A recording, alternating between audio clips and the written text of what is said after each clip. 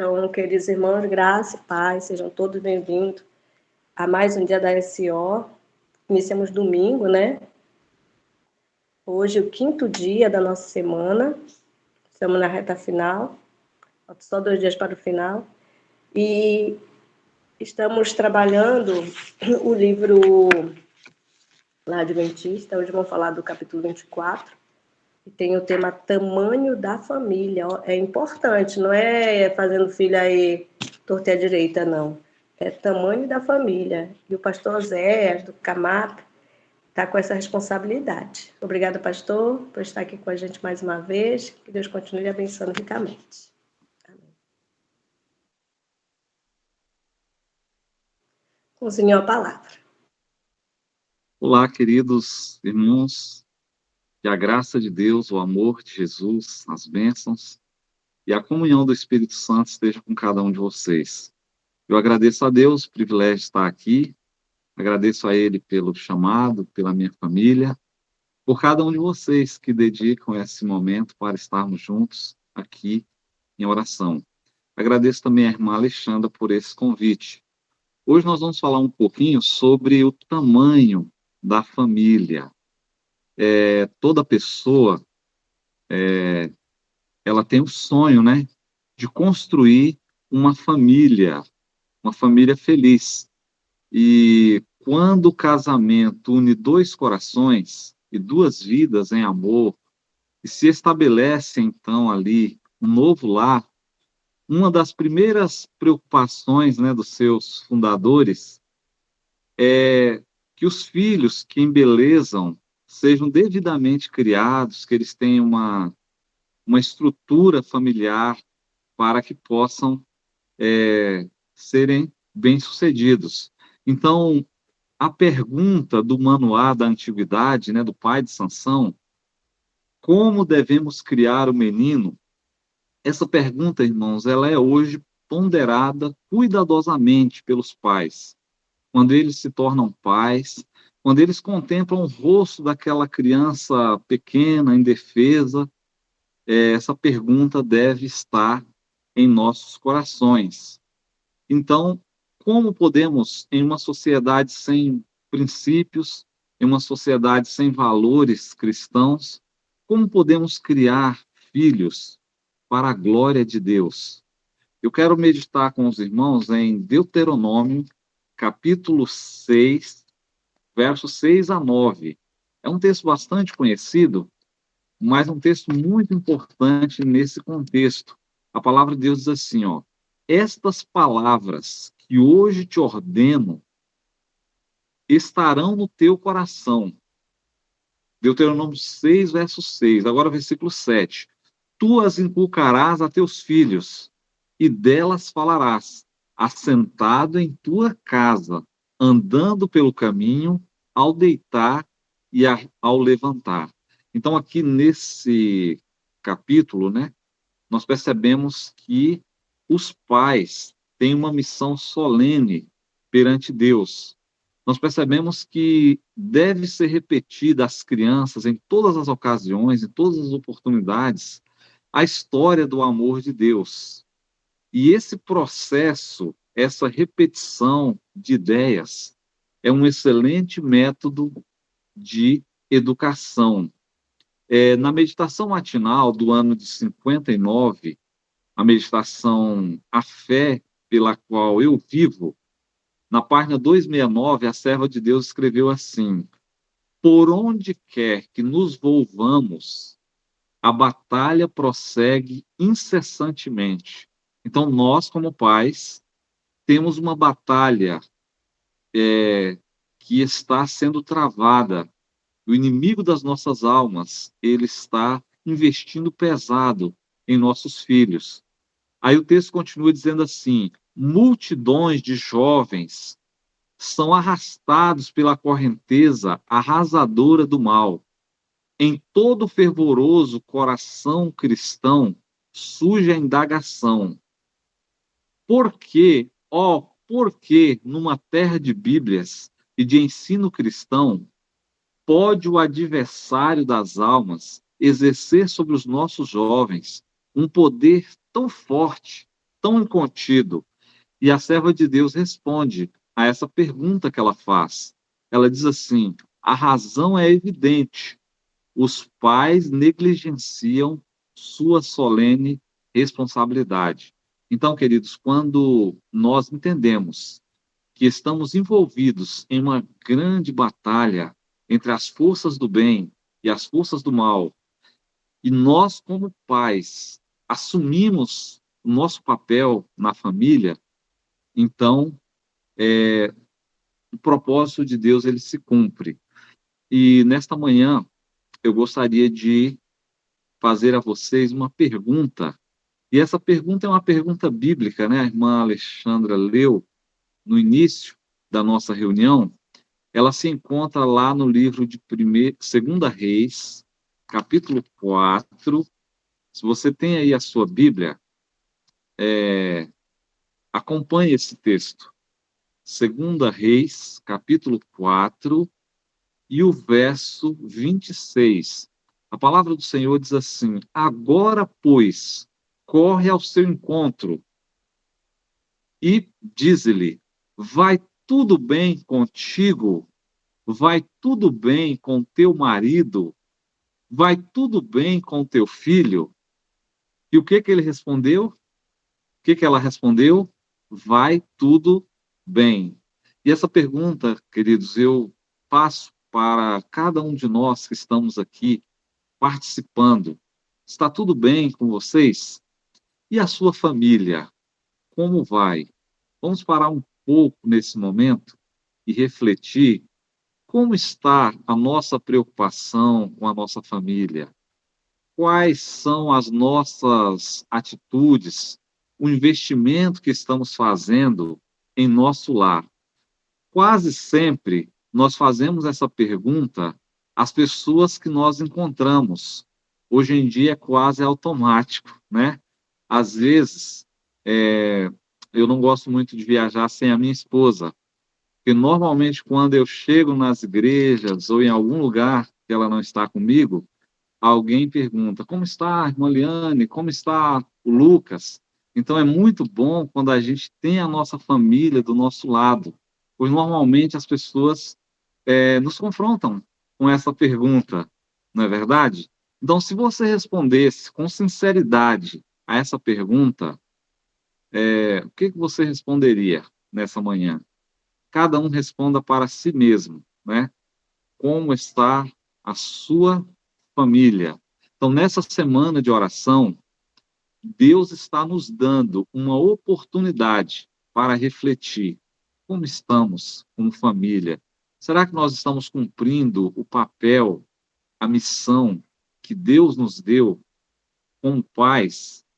É interessante que quando as coisas não estão, quando as coisas estão bem em casa, irmãos, tudo vai bem. Eliseu, o profeta de Deus, ele suspeitava que havia algo que não estava bem com a mulher de Sunem.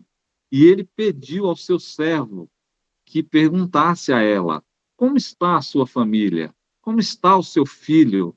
Como está o seu marido? É interessante, irmãos, que ele não perguntou como estavam as plantações dela. Ele não perguntou sobre as questões financeiras, que é muito importante, mas em tempo de crise nas famílias, quem se importaria como vai o comércio? Nós sabemos, nós que conhecemos a palavra de Deus, nós sabemos que não estava bem, amados, naquela família. O filho da mulher de Sunem, seu filhinho, estava morto, mas as suas angústias, a aflição do seu coração que ela se encontrava, ela só queria revelar para o homem de Deus que haveria de mostrar a solução daquele problema. Eu quero dizer para você que o seu casamento, a sua família, ela está ligada ao céu. Isso não é maravilhoso?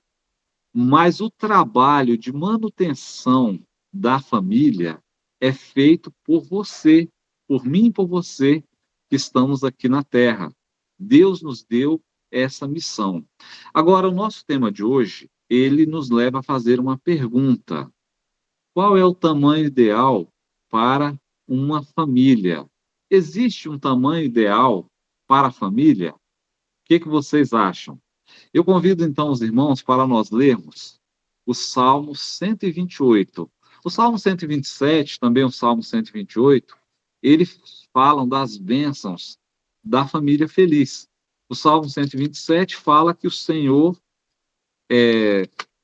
deve estar em toda casa, e se o Senhor não estiver na casa, em vão trabalham aqueles que a edificam.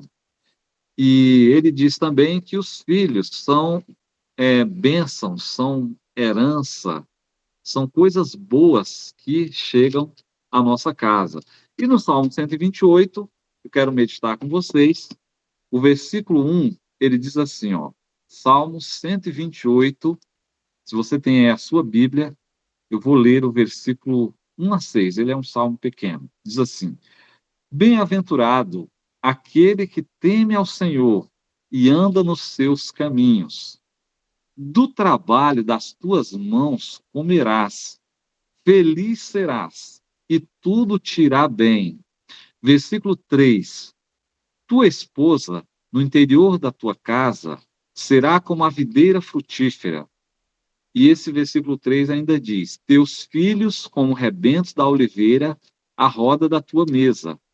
Eis como será abençoado o homem que teme ao Senhor.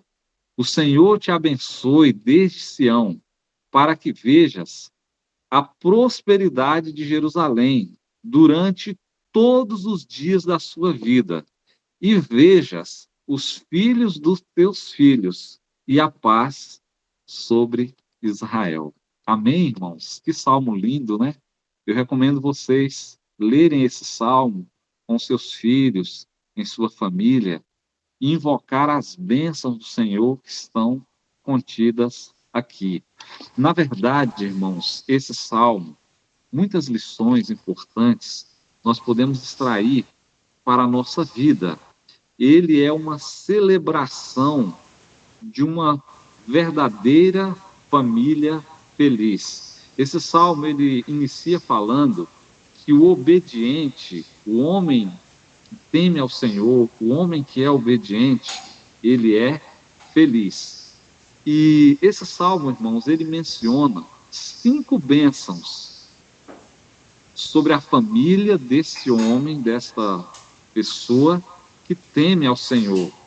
Então, ele fala da provisão, fala de uma fazenda muito produtiva, fala da prosperidade, né, que nós temos quando colocamos o Senhor em primeiro lugar na nossa família, recebemos muitas bênçãos.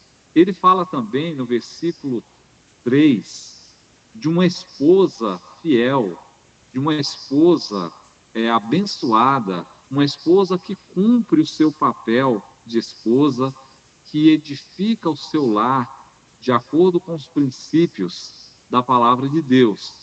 Ele fala também, amados, de uma descendência numerosa. Ele fala dos filhos ali reunidos ao redor da mesa. Como é bom, meus amados, reunir os nossos filhos, reunir a nossa esposa, os nossos filhos, a nossa família, e estarmos juntos no momento da refeição. Toda família deveria ter isso como uma regra, como um costume, ter o momento da refeição, vocês estarem ali, vocês falarem do amor, das coisas boas que vocês sentem. É um momento muito especial, o momento da refeição ao redor da mesa. E esse salmo também, amados, ele fala da longevidade. Ele diz assim, verás os filhos dos teus filhos, né? Ou seja, você terá muitos netos, terá uma família numerosa, uma família realmente abençoada por Deus.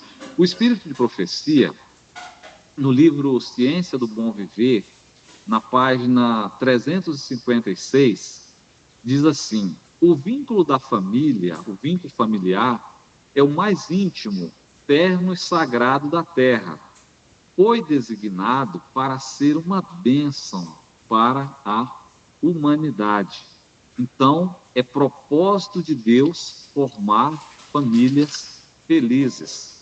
Deus deseja, amados, que você e eu temos um, tenhamos um lar aconchegante. O Salmo 128, ele diz, como é feliz. A gente percebe que a família que Deus retrata aqui, ela é uma extensão do céu. E no livro de Números, capítulo 24, verso 5, fala de uma família assim, de um lar aconchegante. Lá diz assim, Números 24, verso 5, quão formosas são as tuas tendas, ó Jacó, as tuas moradas, ó Israel. Então, queridos, Deus quer que nós tenhamos uma família feliz. Eu quero dizer para vocês que nada, nem ninguém deve ser mais importante do que a nossa família. Nenhum lugar deve ser melhor do que o nosso lar. Então, a família, ela é o nosso porto seguro. É na família que o indivíduo aprende as lições, como ele deve se comportar, e ele aprende a ser membro da sociedade. E o nosso lar, queridos, deve ser um lugar muito aconchegante, um lugar de paz. Infelizmente, existem pessoas que ficam tão desmotivadas com o ambiente da sua família que ao final do dia, ao final do seu trabalho, não sentem vontade de voltar para casa.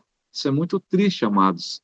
E essa pessoa, ela fica dando voltas, ela vai num lugar, vai em outro, de repente saiu mais cedo ali do trabalho e ela fica dando voltas, retardando a chegada em seu lar, porque ela sente que o seu lar não é um lugar aconchegante. E nós sabemos que não é este o propósito de Deus. Quando você pensa em céu, você pensa em paz, alegria, adoração, comunhão, vida com Deus. Assim também deveria ser quando nós pensamos no nosso lar. Então, esse salmo, ele é uma oração matrimonial. Esse Salmo 128, amados, ele relaciona a felicidade ao trabalho. Ele diz assim, do trabalho das tuas mãos comerás. E ele fala também, ele relaciona a felicidade à nossa família. Nós podemos perceber que o desejo de Deus é que o amor, ele pode ser reacendido, amados, no nosso lar. Encha a sua casa de amor e ela se tornará uma família, um lar feliz. Na verdade, o lar aqui, ele deve ser o centro do amor mais puro e da mais elevada afeição. Alguém escreveu algo muito lindo sobre o amor no lar. Diz assim: sem a presença do suave e doce amor de Jesus no coração, lindas mansões podem se parecer casebres, destituídas de conforto e beleza.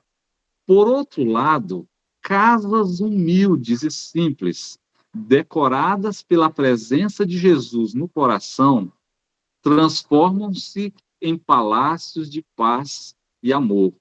Tem um hino que nós cantamos que diz que na choupana há prazer, quando existe amor no lar. Então, encha uma casa de amor e ela se tornará um lar feliz. O amor, ele é muito importante. A maior necessidade, amados, do seu filho não é tanto ter pais que o amem, mas ter pais que se amem mutuamente. Diz que a melhor coisa que um esposo, que um homem pode fazer por seus filhos, sabe o que é? Amar a mãe deles. Eles ficarão muito felizes ao ver seus pais se amando. Outra lição importante nesta manhã que eu gostaria de compartilhar com os irmãos está no livro de Provérbios. Se você tem aí a sua Bíblia, eu gostaria que os irmãos meditassem comigo.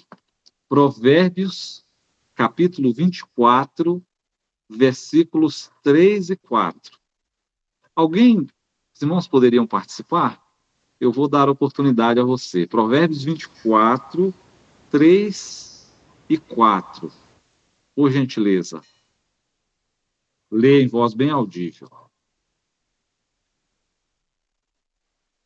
Eu vou fazer a leitura, meu irmão. Bom dia. Bom dia, irmã. Obrigado. Diz assim: confia, com a sabedoria se constrói a casa, com a inteligência ela se firma. Pelo conhecimento, seus cômodos se encherão de todo tipo de bens preciosos e agradáveis. Muito obrigado, irmã. Olha que lindo esse texto. Para edificar a nossa casa, para ter uma família feliz, nós precisamos de uma coisa. O que nós precisamos? Sabedoria. O texto que a irmã leu diz assim, com sabedoria se constrói a casa, com inteligência ela se firma. E ele fala assim, pelo conhecimento, seus cômodos se encherão de todo tipo de bens preciosos e agradáveis. Então, queridos, aqui, a casa, nesse contexto, ela representa a família, as atividades domésticas que devem ser guiadas pela sabedoria, pela compreensão, pelo amor, pelo conhecimento de Deus, que contribuem para o desenvolvimento do caráter dos seus membros em servir e viverem no temor do Senhor. Agora, é interessante que aqui traz a ideia de que o lar, uma vida familiar abençoada, ela resulta, amados, de uma construção. Cada dia nós precisamos construir a nossa família, colocar um tijolinho, né? O amor, a compreensão, o respeito, o companheirismo, a intimidade, o afeto mútuo. Então, quando nós investimos nesses itens, eles contribuem para que a nossa família seja uma família feliz. Existe um livro chamado A Felicidade Conjugal, um livro antigo da Casa Publicadora. Na página 11, ele diz assim, a felicidade no casamento não ocorre por acaso. O casamento é o que os cônjuges fazem dele, a fim de garantirem a aventura que desfrutam. Os que são felizes no matrimônio, tanto o marido como a mulher, devem estar dispostos a pagar o preço. Aí ele diz assim, o preço é elevado, os pagamentos são perpétuos, porém o valor do produto excede o custo. Irmãos, eu gosto muito desse pensamento, porque esse pensamento diz que todos nós podemos ter uma família feliz, mas para que nós tenhamos uma família feliz, tanto o marido como a mulher devem estar dispostos a pagar um preço. Aí ele diz assim, o preço é elevado, os pagamentos são perpétuos, ou seja, todos os dias nós precisamos buscar construir uma família feliz. Mas ele diz no final, porém, o valor do produto excede o custo, ou seja, por mais que o preço seja muito elevado, vale a pena investir, vale a pena lutar, vale a pena, irmãos, pagar esse preço, porque quando nós fazemos este investimento e temos uma família feliz, nós percebemos assim, que maravilha, que bênção foi eu ter investido em minha família. Louvado seja o nome do Senhor. Então, irmãos, a casa edificada pela sabedoria, a casa bem planejada e estabelecida, o texto de Provérbios fala, que a irmã leu, será cheia de coisas preciosas.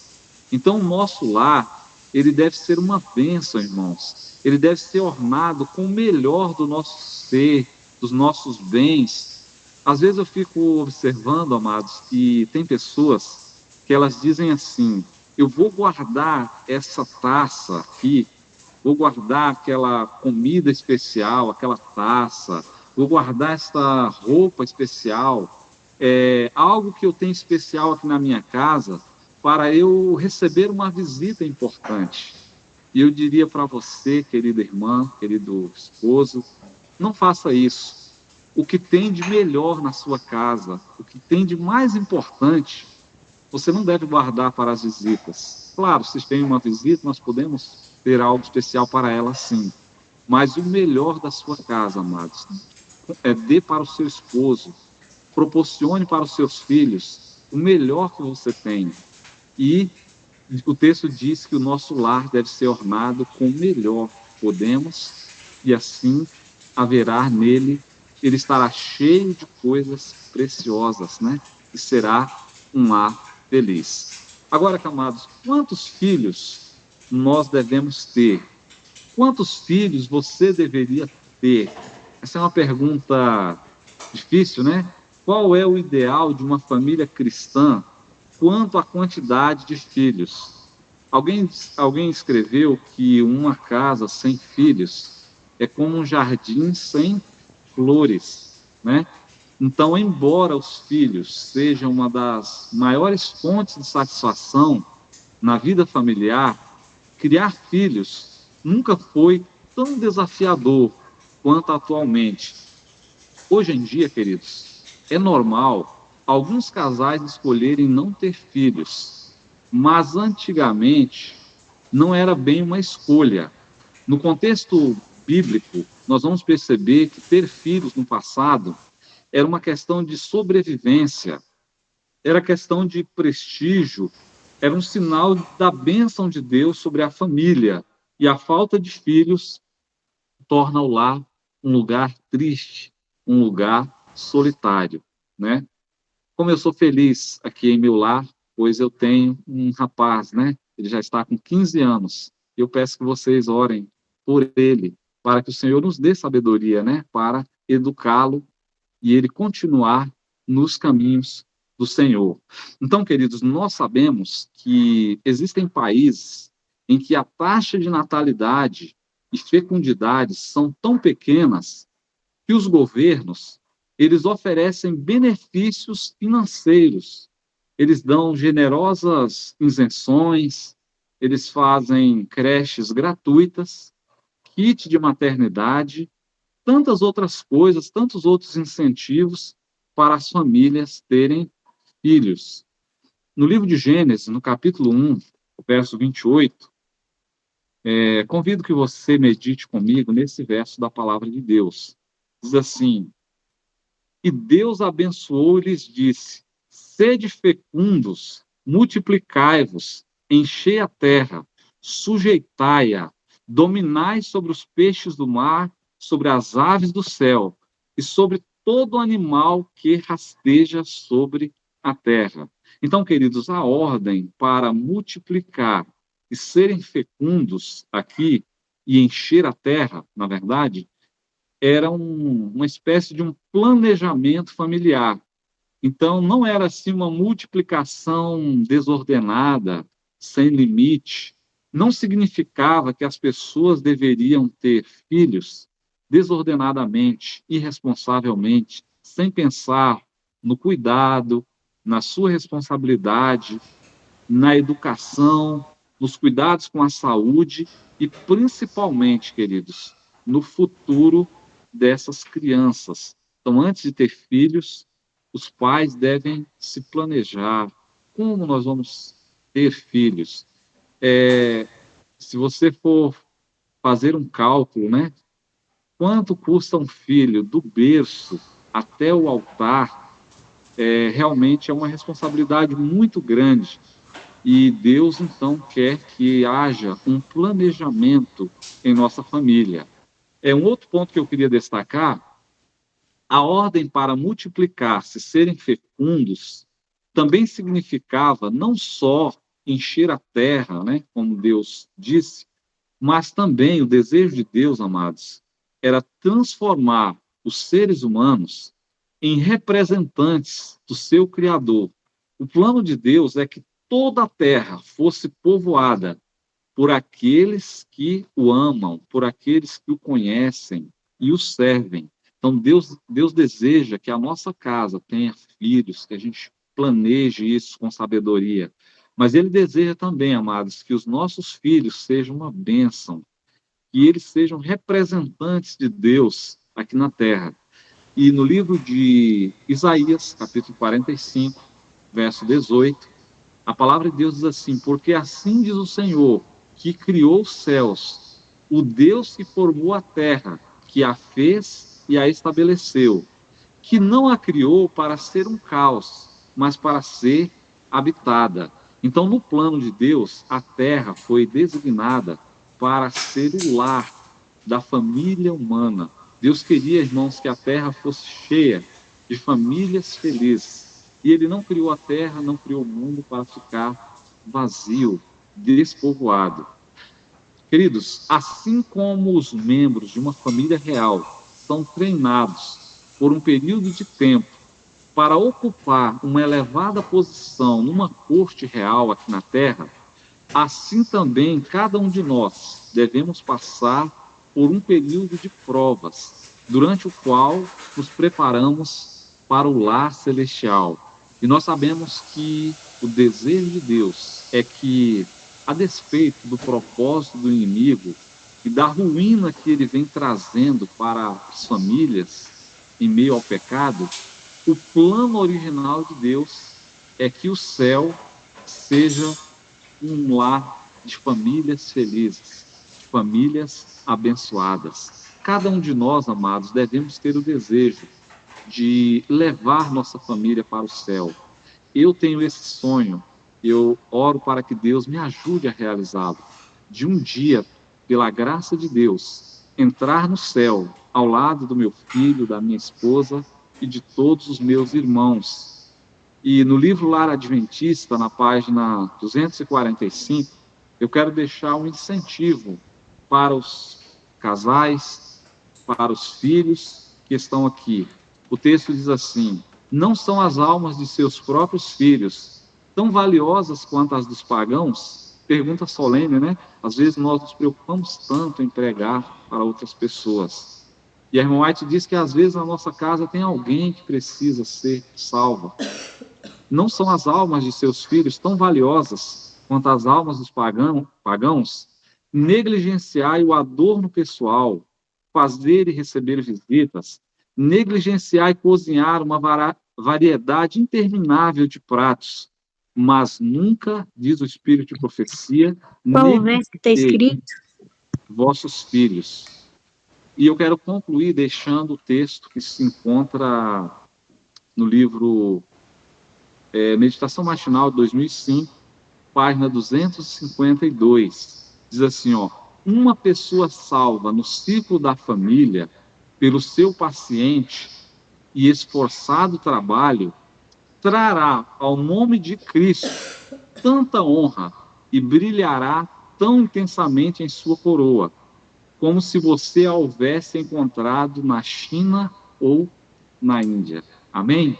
Então, quando você e eu, amados, tivermos o privilégio de entrarmos no céu com a nossa família, perante Deus, a alegria que Deus sentirá e que nós sentiremos é como se nós tivéssemos ido lá na China, na África, na Índia, ir em busca desta pessoa.